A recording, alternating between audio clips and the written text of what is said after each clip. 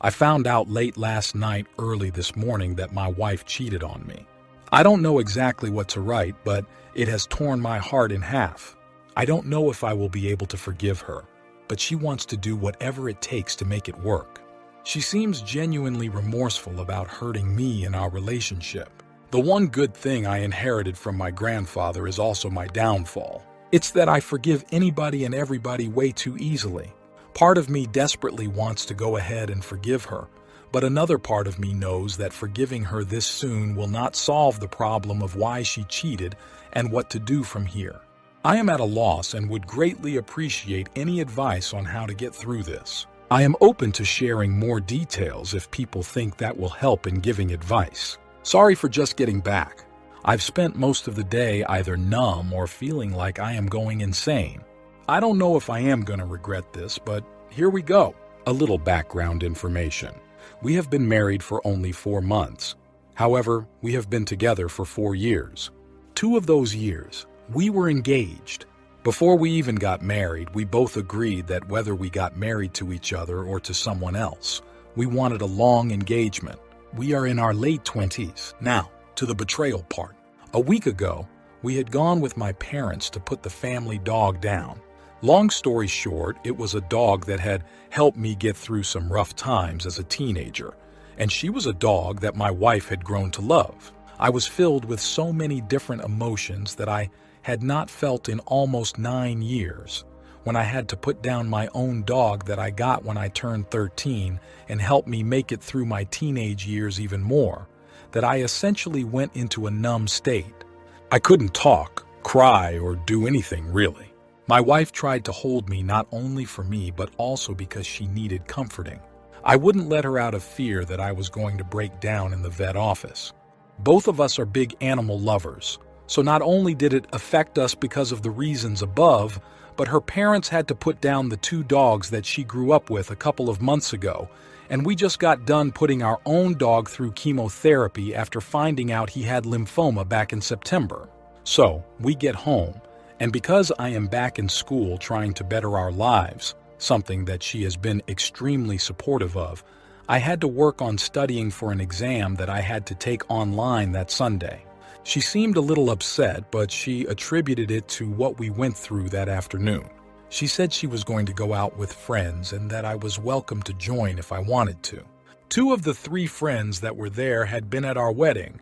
When I finished studying, I met up with them, and the entire time she was kind of distancing herself from me.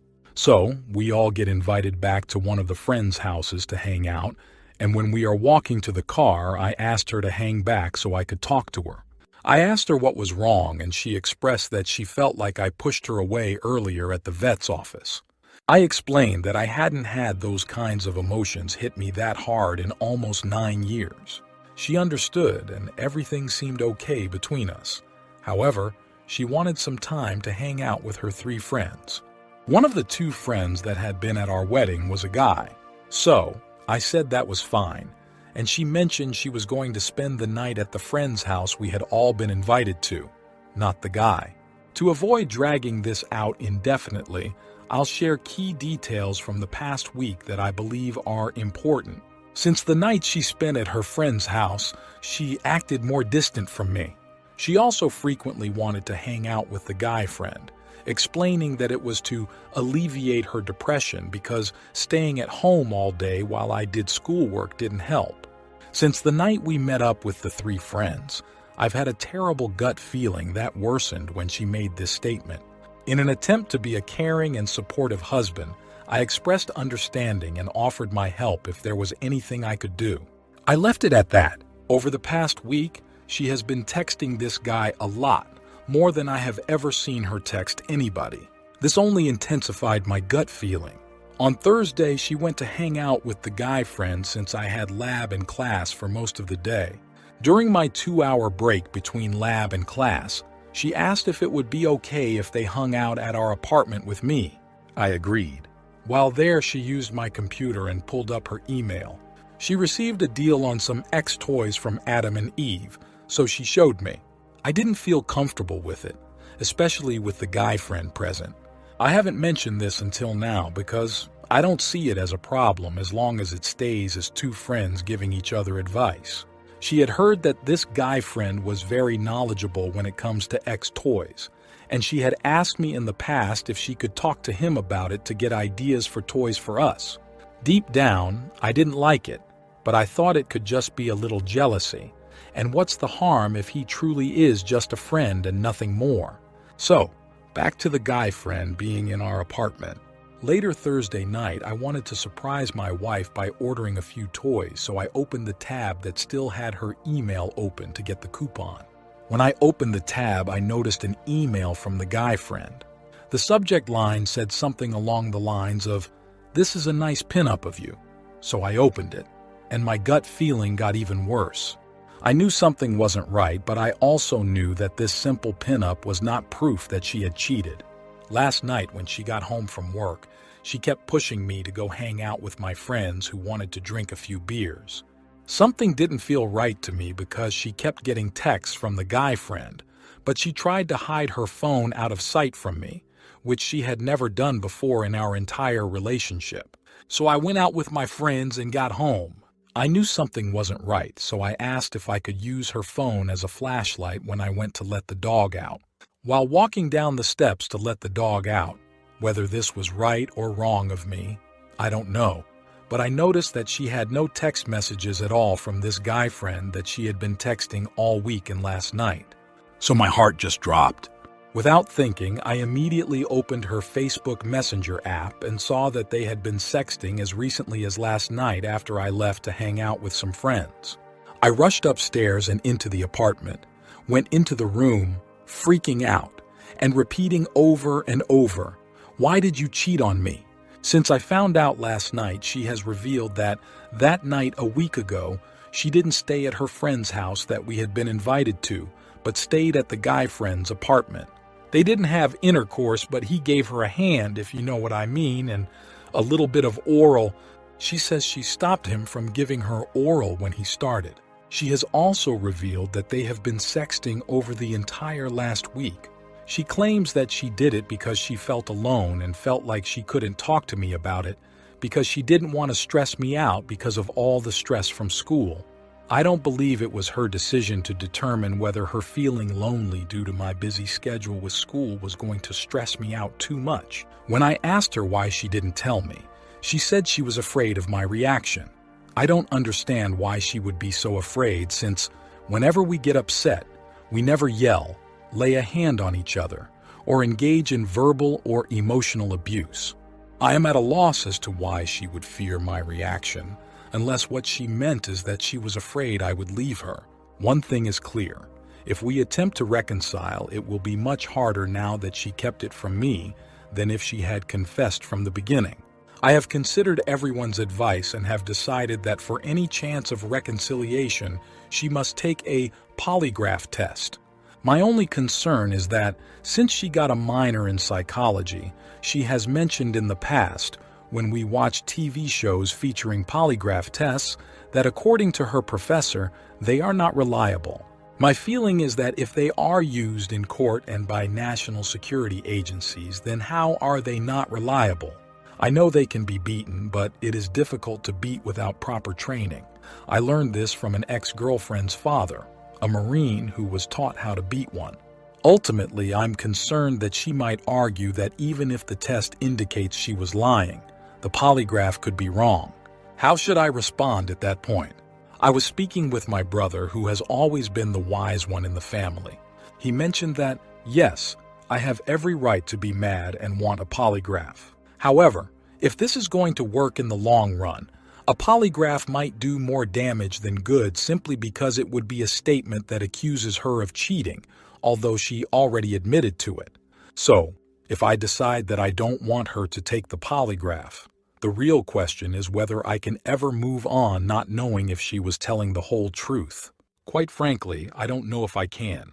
However, my brother did say that, although this might be very difficult, he would wait at a minimum of a week to let everything marinate so that I don't make any rash decisions that I may regret. Therefore, I am going to take his suggestion and wait a week before I make any final decisions.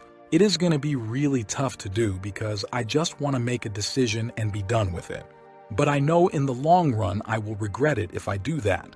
I think deep down, I know that waiting a week to let everything calm down will not change the final decision. However, for me, I think that is the right choice for now. I have already started paying little to no attention to her and asked that she stay with a friend until we go to our consultation therapy meeting tomorrow. She is already responding with a snappy and irritable tone. I am not saying this is the reason why she is responding that way, but it feels as if she is trying to put the blame on me in some way. I keep going back and forth between wanting a divorce and not. I know it is not even 2 full days since D-Day, and I don't know if I need to go to a different forum to ask this, but does it ever get easier? Do the amazing memories I have with her ever start to fade? It's tearing me apart because I can't stop thinking of all the really good times we had. And I know that there are almost no couples that have not gone through arguments here and there, but I can literally count on one hand the number of times that we have had any serious arguments in the 4 years we have been together. I just want the good memories we had together to stop. I just finished texting her about the time and place for the therapy meeting tomorrow, and she responded with, "What if I don't feel comfortable opening up?" I replied, "We'll see how it goes." She responded, "You know how I feel about therapists. I'll give it my best, but you should already know that." I replied, "I don't think you are in a position to be picky." She responded, "I have a fairly brutal history with therapists, and I would hope that, as my husband, you would respect that." I'm sitting here thinking, wait a damn minute. Shouldn't you be willing to do anything, like you said you would, to reconcile this marriage? And also, why are you trying to make me feel bad for your history with therapists? To be clear, her history with therapists is that she dislikes almost all therapists because they tell her things she doesn't want to hear. What a piece of work. I think that put the final nail in the coffin. I know I said I was going to wait a week, and there were a couple of people who were supportive of that. But after this new development, I'm starting to learn more and more about what type of woman she really is. And of course, there are already photos of her on Facebook popping up, showing that she is at a Super Bowl party and seems to be perfectly happy, almost as if she has already moved on. A large part of me wants to be the one to tell her dad that we are getting a divorce and explain why. I want to do it so badly because she has always feared becoming like her mom, who ended up manipulating and cheating on her dad multiple times. However, another part of me thinks that not only would it make me look bad, but I also don't want to give her the satisfaction of having something to hate me for. When I threatened to call her dad and stepmom the other day after it happened, she looked horrified and begged me not to let them know because they will all think that she is turning into her mom, whom none of them have any contact with due to her manipulative and abusive behavior.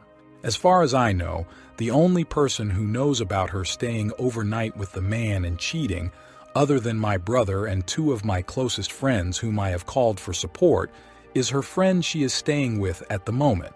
This friend has known since the middle of last week. I have actually seen this friend since my wife told her about the infidelity, but before I found out. And this friend acted like nothing happened. When I asked to see my wife's phone yesterday after discovering her cheating, I saw that this friend, who knew about the infidelity, was encouraging my wife not to let me decide how the relationship will progress from here. I understand that my wife is a human being and technically doesn't have to let me decide, but if she genuinely wants to reconcile, as she claims she doesn't get to call the shots for quite a while. We just got back from our meeting with the marriage counselor, and to try to make things fair, I will present her side of the story. She said that it happened because she felt lonely and believed I wasn't giving her enough attention or spending time with her due to my constant studying for school. While she mentioned other things, it kept coming back to the fact that I wasn't paying enough attention to her. My side of the story. Before I went back to school, I asked her more than once if she was okay with it. I told her multiple times that I would have to study a lot.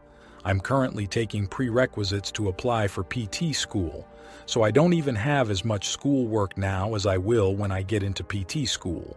She was fully supportive.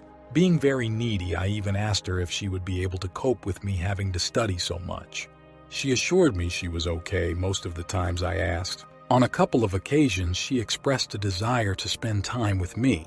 I would respond by suggesting activities, and each time she would insist that I study because school is more important.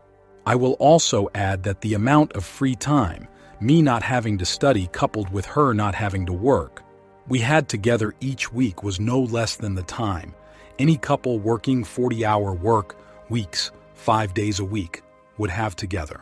I will be the first to admit I was not the perfect husband. Should I have spent more time with her instead of studying? Probably. Having said that, school was not going to be permanent, and if you know anything about PT school, it is extremely competitive, so I needed to study if I was going to get in anywhere. Before I went back to school, I told her I was willing to choose a different career path than becoming a physical therapist if it was going to be too much for us.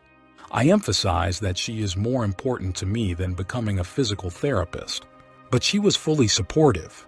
The entire meeting with the counselor felt like every time I spoke, she countered it by trying to place blame on me for why she cheated.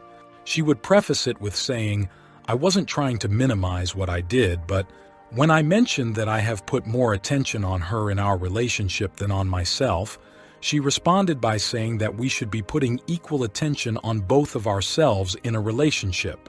I agree with that. However, my concern is that if I was already giving most of my attention to her, and she still felt like I wasn't providing enough, then I can only imagine what would have happened if I gave us equal attention.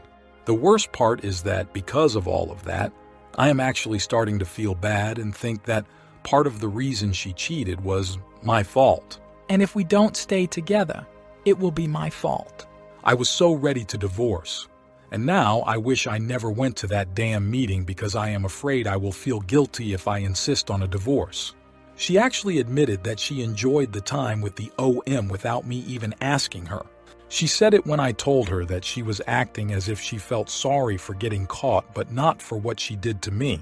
She straight up admitted that she enjoyed it with him, but is sorry that she hurt me. Probably the most truthful thing she has said so far. Wow, I am so thankful to have you all. This might sound strange, but reading all the comments and knowing the support you all have given has made me smile for the first time since D-Day. I just got off the phone with my father and he said basically the same thing you all did. He reminded me that she is a social work major with a psychology minor and is very likely using things she learned to make me feel guilty. Additionally, she got upset within the last hour because I refused to tell her I love her. I said I still have love for you, which is true. I do care for her well-being. However, I refuse to tell her I love you when I don't right now.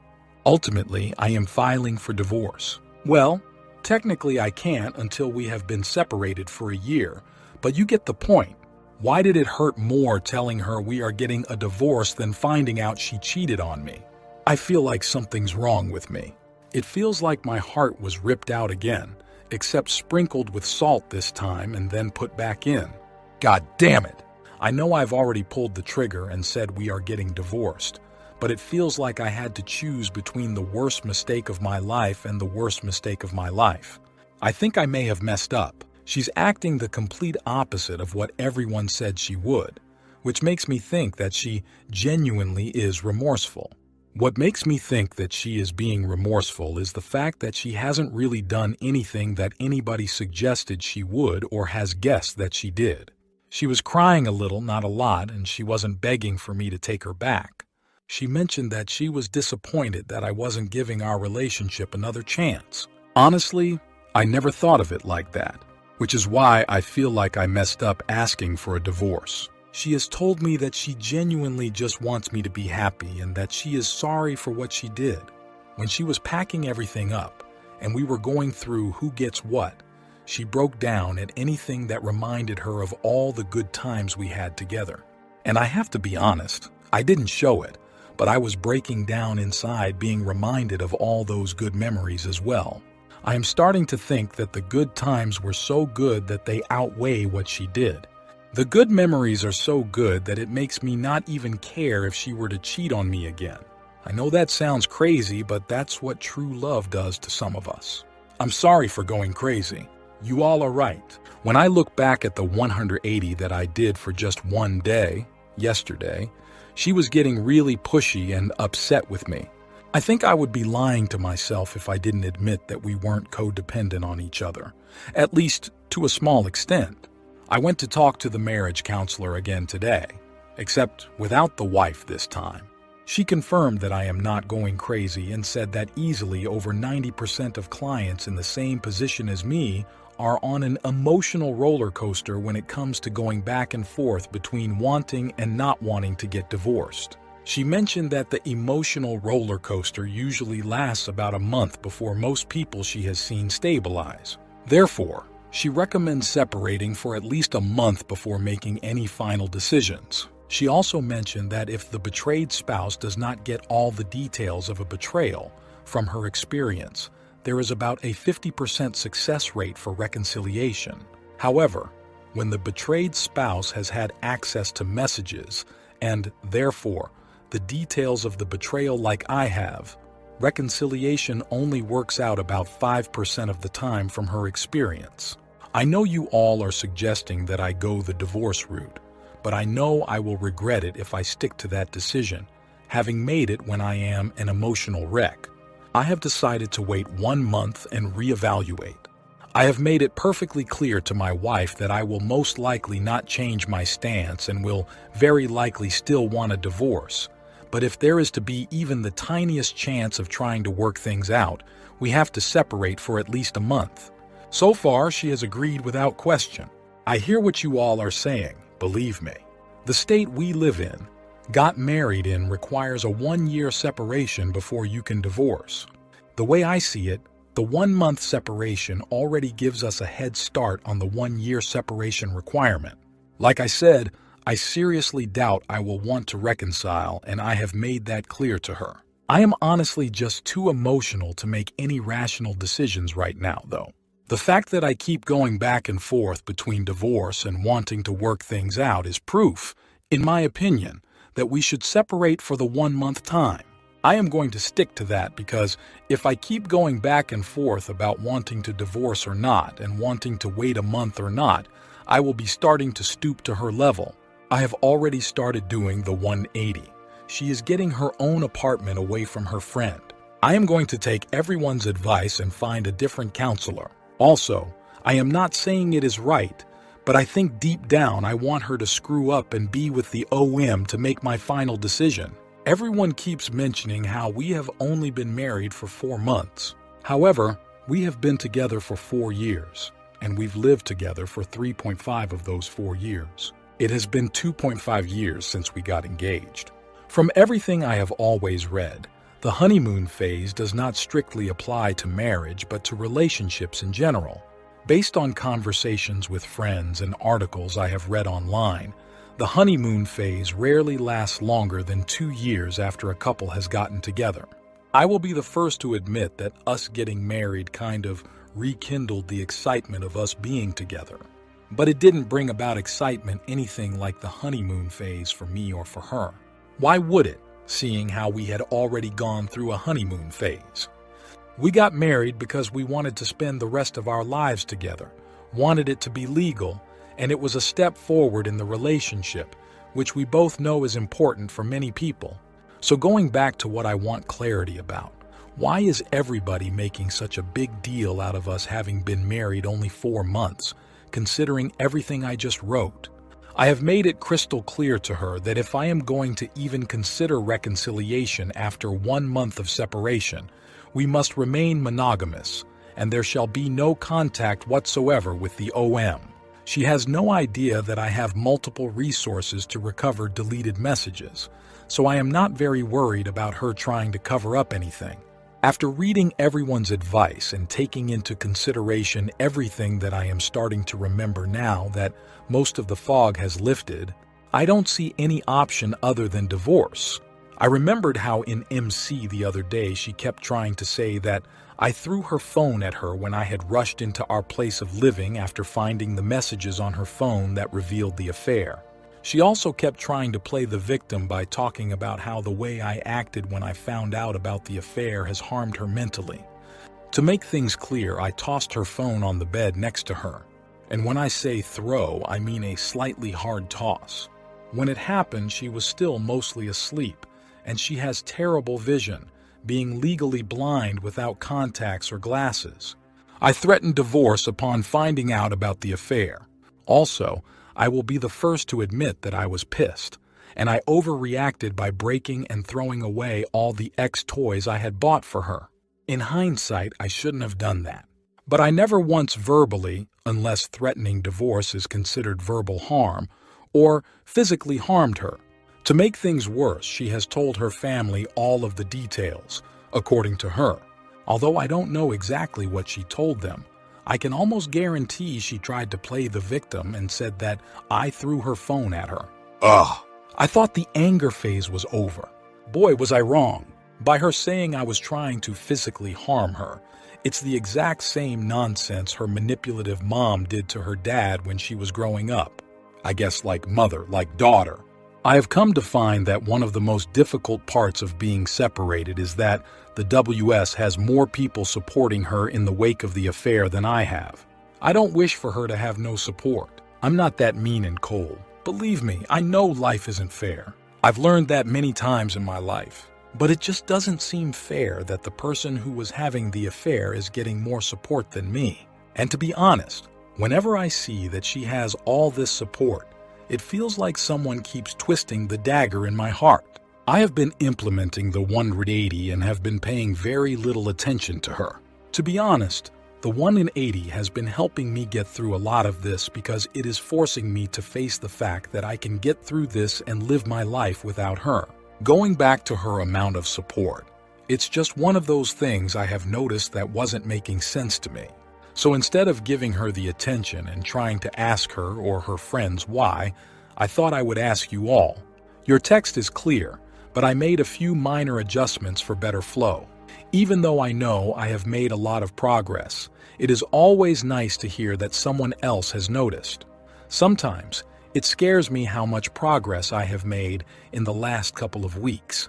Having said that, when the times are bad, it feels as if I haven't made any progress. However, it is nice for the ups and downs to be more spread out rather than every couple of minutes, like they were even a week and a half ago. I have a confession that I have purposely left out until now.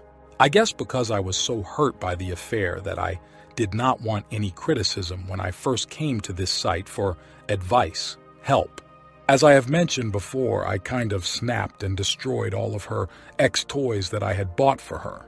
What I left out is that before I did that, I held a knife to my neck and said, "What is the point?"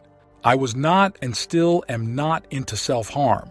I was just hurting so bad that I felt that was the only way I could get my message across to the WS as to how deeply she hurt me. She has been saying that she can't get that image out of her head. Now I know that everybody is different, but I have seen extreme things that other people have done similar to what I did and have had no problems getting past those kinds of images. All of the therapists I have seen since I found out about the affair, as well as the few close friends I have told, don't seem to think it is that big of a deal considering the reason why I did it and the circumstances surrounding the situation. And maybe this is me trying to minimize my actions, but even her father and sister have condemned her actions and have reached out to me and offered their support. However, it is killing me that I have caused this mental harm to her. I am struggling to understand if I am making myself feel bad to cut her some slack regarding the affair. I don't know if I am trying to take some blame to make it easier or to attempt reconciliation and rug sweep the affair. I don't know if I am sharing this to seek reassurance or to hear if I made things worse by my actions. Ultimately, this community has helped me so much thus far that it was eating me up not revealing the entirety of what happened the night I found out about the affair. I don't know how much more of this pain I can take. Everything had been slowly but steadily improving, but now it feels just as bad as the first week after finding out about the affair. I don't know how to make the thoughts stop. They just won't stop. I don't want to hurt myself, but I can't get the thought of hurting myself out of my head simply because I can't get these thoughts to stop. I'm tired of battling this and trying to pretend like everything is okay when it isn't. I'm tired of having to be worried that the few friends I do have will stop talking to me if I go to them too often to talk about what I'm going through. I keep hearing that I am doing better than a lot of people in my position, but now that things have taken a turn, I just don't know. Nothing has changed, and that's why it is driving me crazy that my mood is worsening instead of improving like it had been. If nothing has changed, then over time, I should continue to do better. The fact that, no exaggeration here, the best memories I have had in my whole life were doing things with her, yet those best memories will from now on be tainted due to the affair is what is eating me up. I know it may sound silly to some, and people may say that I can always make new memories with someone else, but I just don't buy that at this time. The game plan is to start back at marriage counseling this week to see if I even want to give reconciliation a shot. My logical side tells me that I should probably move on, but my emotional side tells me that I should give it a shot. I have been doing the 180, as many people have suggested, and it helps for the most part, but there are times when the emotional side is stronger. I realize how crazy this might sound to a lot of people, but there is one thing the WS said that I can't get out of my head. I will be the first to admit that maybe it is my ego trying to prove something, but when I told her I wanted us to separate, she told me, "F you, you're not even going to give our marriage a chance." The logical side of me says that she's the one that didn't give our marriage a chance by having the affair. But then a voice creeps in my head and says that maybe she is right, that I'm not giving our marriage a chance. The reason I haven't made any final decisions yet is that I am the kind of person that if I am not 100% sure about my decision, a part of me will regret it for the rest of my life. And with how high my emotions still are, I don't feel that I am able to make a final decision. Having said that, with the exception of the last few days, I have been slowly getting closer to a decision that I am 100% sure I will not regret. I emailed her this morning to set up times to schedule with the marriage counselor.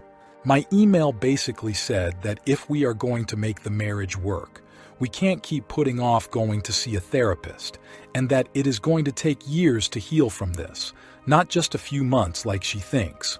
She just replied back to me saying, "I am not financially able to do this, and I'm not ready to do this. I will reach out if I am ready financially and emotionally." What a load of crap. Maybe I'm wrong, but to me, it seems like she is trying to walk all over me and call the shots as if she is the victim. I'm kind of speechless. To be clear, I have only brought up marriage counseling 3 times. Right after I found out about the divorce, when I decided that things were too volatile for us to stay together and that we needed to separate for a month, and then this morning. I have also made it perfectly clear that this wasn't an option if we were going to reconcile. I have mentioned it previously, but the state we got married in, live in, requires that you remain separated for a year before divorce. Additionally, I talked to a lawyer a few weeks ago to get a separation agreement in motion in case this happened. But, as many people probably know, separation agreements are not binding even if you sign them. It simply makes the divorce easier once you are able to file for divorce. I have already contacted my lawyer regarding signing the separation agreement. I have also gone ahead and drawn up a will, signed it, and have had it notarized to ensure that the WS does not get anything that is mine if something were to happen to me over the next year. Although that may seem a little extreme to some, my family personally knows of 2 families who are going through legal battles because of a family member dying before the 1-year separation was up. So I am not taking any chances in that case. It really helped a lot in letting her know that I am putting my foot down. I know there are still going to be a lot of ups and downs, but it feels liberating not feeling like I am in limbo right now. I realize that people have said this, but knowing that I have done everything I could do gives me peace of mind. I let her know in my email response to her telling me that she doesn't know when or if she will ever be ready for MC that she will be hearing from my attorney. I kept the email really short and to the point. Based on a lot of responses, I am guessing that a lot of people missed my last post or that it wasn't clear enough. I am done with her and this marriage and have made it very clear to her. I know a lot of people have suggested divorce a while ago. However, I knew that if I did it based on what people were telling me to do and not based on what felt right to me, I would regret it the rest of my life. I'm just that kind of person. But I have absolutely no regrets at this point and am as happy as I can be with my decision considering the situation. Does it still suck? Heck yeah. But now I truly know for myself, not just what other people have told me, that it is for the better. I know that I probably shouldn't, but although I have fully accepted that my WS is a woman that I can never trust again and, therefore, will never be with again. That last post was written when I was feeling very emotionally vulnerable. My apologies. Of course, I shouldn't write her, and I should continue doing the 180 and no contact. I just feel like a crazy person sometimes because it's like I am doing well, still doing well. Bam! An emotional wreck for 20 minutes. Then back to doing well. I will say those intervals are definitely getting farther apart though. I think the last time I was hurting that badly from an emotional standpoint was a week or two ago. So I've